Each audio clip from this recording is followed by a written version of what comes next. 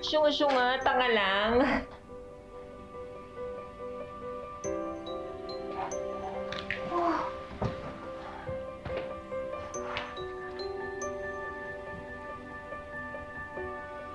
Gaga ka.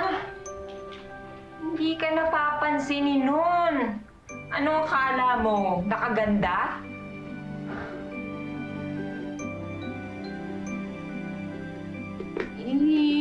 Naman eh. Hindi naman kailangan sabihin. Ano ina-expect mong sabihin niya? I like you too, ganon. Asyumera ka ng dekada. Kaloka ka.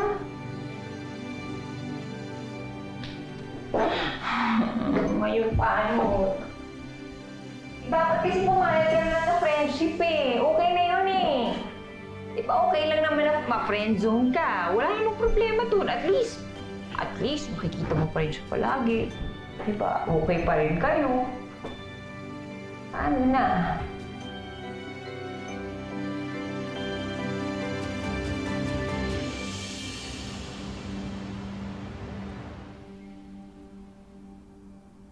Steffi, bakit kasi ikaw nagsabi? Dapat hintay mo na lang na siya yung nagsabi sa'yo. Nagmamadali? Ha? Nagmamadali? May taxi naghihintay sa labas? Talaga paminsan-minsan, pagkatanga ka eh. Ha? Tanga? Ha? Sorry po.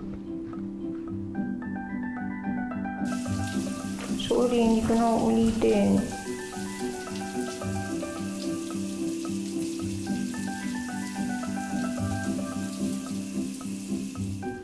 Lilingon yan. Lilingon yan. Tingnan mo. Tingnan mo, ha? Oh. Oh, Mateo! Mateo! Oh! Lumingon ka. Lumingon ka. Ayan na, lilingon yan. Lilingon na yan. Ay, pag lumingon yan si Mateo, ha? May something yan sa akin. Lingon! Lingon! Oy! Ano ba? Lumingon ka na. Lingon!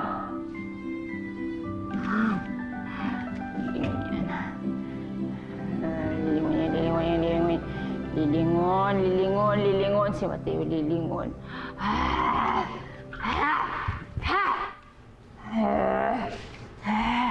Lilingon. Uy! Ano? Paliw ka na ba talaga?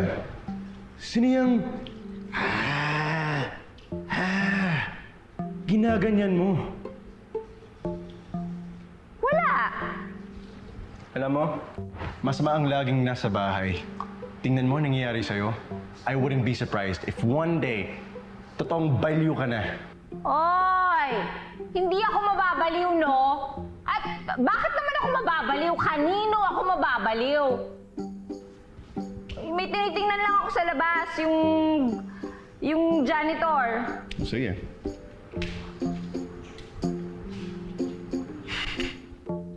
Ewan ko sa'yo. Instead of just looking, bakit hindi ka lumabas? I mean, breathe some fresh air. Talk to some people. Para hindi lang sarili mo kinakausap mo.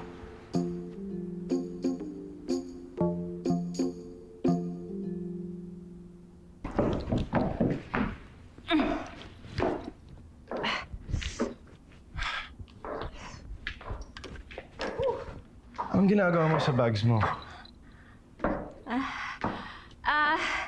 May pictorial ako. Hey. Alam ko na hindi yun totoo. Bebenta yung mga yan, di ba? Huh? Hindi ako.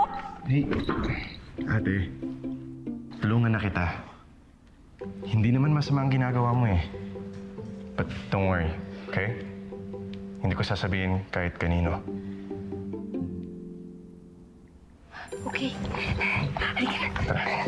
Dali mo na rin to. Todo mo na. Sige. Bigat eh.